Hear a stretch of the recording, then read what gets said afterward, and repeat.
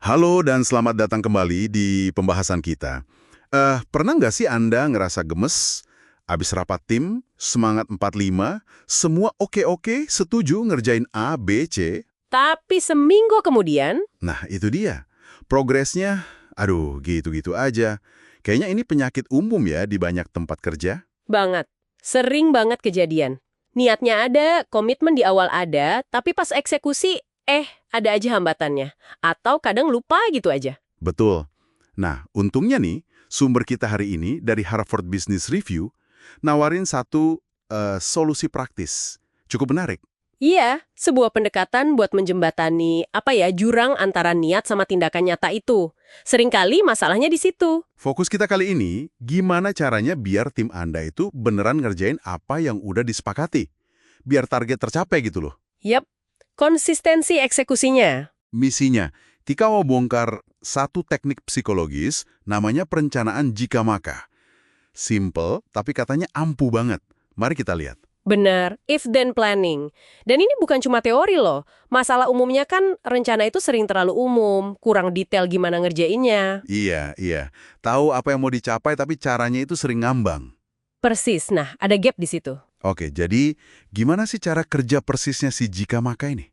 Kok bisa bantu? Intinya sih sederhana banget. Anda bikin rencana pakai format ini. Jika situasi X yang spesifik banget terjadi, maka saya akan langsung melakukan tindakan Y yang spesifik juga. Oh, oke. Jadi ada pemicunya ya? Betul, contoh dari HBR gini, jika jam nunjukin pukul 2 siang pas hari Jumat, maka saya akan langsung buka file dan mulai kerjain laporan mingguan, gitu. Lebih nampol gitu dibanding sekedar, oke, Jumat saya kerjain laporan? Nah, itu pertanyaan bagus. Efektifnya, itu karena dia bikin semacam hubungan otomatis di otak kita. Bagian jika itu jadi pemicu yang spesifik. Kayak tombol start gitu ya? Bisa dibilang gitu. Dan bagian maka itu respons otomatis yang udah kita siapin sebelumnya. Jadi, mirip ngebentuk kebiasaan baru. Nggak perlu lagi mikir, harus ngapain ya, atau nunggu mood. Jadi mengurangi beban keputusan saat itu juga ya? Tepat. Keputusannya udah dibuat di awal, pas bikin rencana jika makanya. Pas pemicunya muncul, ya tinggal jalanin aja. Otomatis. Menarik. Dan katanya ada bukti kuat ya soal efektivitasnya? Ada banget. Studi yang dikutip HBR itu nunjukin perbedaan yang signifikan loh. Tim yang pakai rencana jika maka ini, tingkat keterlambatan laporannya turun drastis dibanding yang cuma model niat. Wah, oke. Jadi kuncinya di otomatisasi tindakan lewat pemicu yang jelas itu ya? Iya benar banget. Pemicunya harus jelas, nggak ambigu.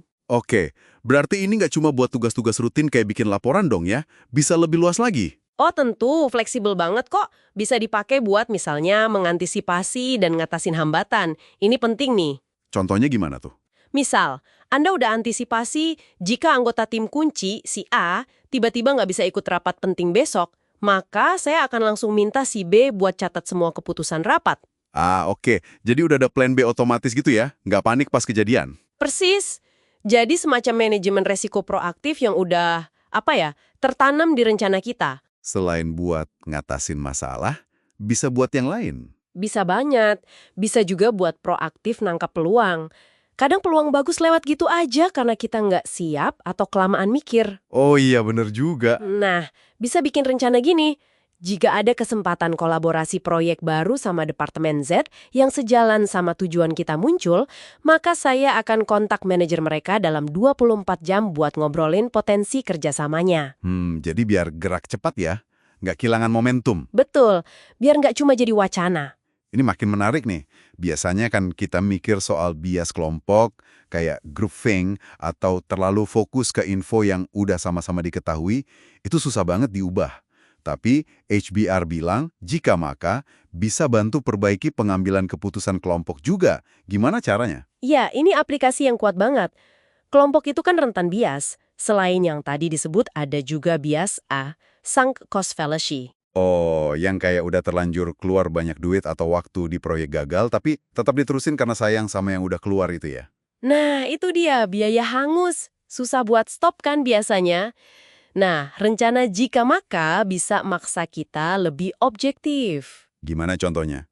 Contohnya gini, Jika kita terima feedback negatif yang signifikan soal progres proyek ABC dari dua sumber independen, maka kita akan langsung adakan rapat evaluasi khusus dalam 2 hari kerja buat mutusin perlu nggaknya penyesuaian sumber daya. Oke, jadi ada pemicu jelas buat stop dan evaluasi, bukan sekedar nerusin karena udah terlanjur ya? Betul, menghindari reaksi emosional atau keengganan mengakui kesalahan. Sip, paham. Nah, kalau misalnya pendengar kita mau coba terapin ini di tim mereka, langkah praktisnya gimana? Ada step-stepnya? Ada, dan sebenarnya cukup logis kok. Pertama, ya tentukan dulu tujuan utama tim atau organisasinya apa. Harus jelas. Oke, tujuan besarnya dulu. Kedua, pecah tujuan besar itu jadi subtujuan yang lebih kecil, lebih spesifik dan konkret, yang bisa diukur lah. Di breakdown ya. Terus? Si ketiga, nah ini detailnya, identifikasi tindakan spesifik buat capai tiap subtujuan itu. Siapa yang ngerjain, kapan targetnya, kalau perlu di mana lokasinya. Siapa, apa, kapan, di mana. Oke. Keempat, ini intinya, bikin rencana jika maka yang eksplisit buat tiap tindakan kunci tadi. Tentukan pemicu jikanya yang super jelas dan nggak bisa dibantah. Jadi pemicu itu yang paling krusial ya? Banget. Itu yang akan mengotomatiskan eksekusinya nanti. Jadi intinya bangun sistem memicu otomatis itu. Oke, jadi kalau dirangkum nih ya, perencanaan jika maka ini kayak jembatan praktis gitu ya, ngubah niat baik jadi tindakan nyata. Bisa dibilang gitu. Karena dia maksa kita mikir detail soal gimana, kapan, dan di mana suatu tugas bakal dikerjain.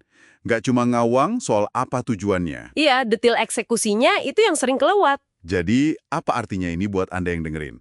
Ini cara konkret buat bantu tim Anda atau bahkan diri Anda sendiri, biar lebih konsisten nepatin janji dan capai target, mengurangi alasan, aduh lupa, atau duh nanti aja deh. Bener banget. Nah, sebagai penutup nih, mungkin ada satu pemikiran buat Anda bawa pulang dan renungkan. Silakan. Kita udah ngobrolin gimana ini bantu tim capai target kerja ya.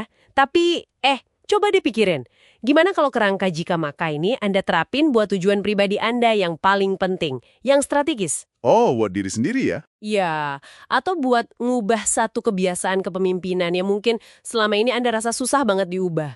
Coba deh iseng-iseng, rancang satu aja rencana jika maka pribadi hari ini. Siapa tahu itu bisa jadi pemicu perubahan nyata buat Anda besok.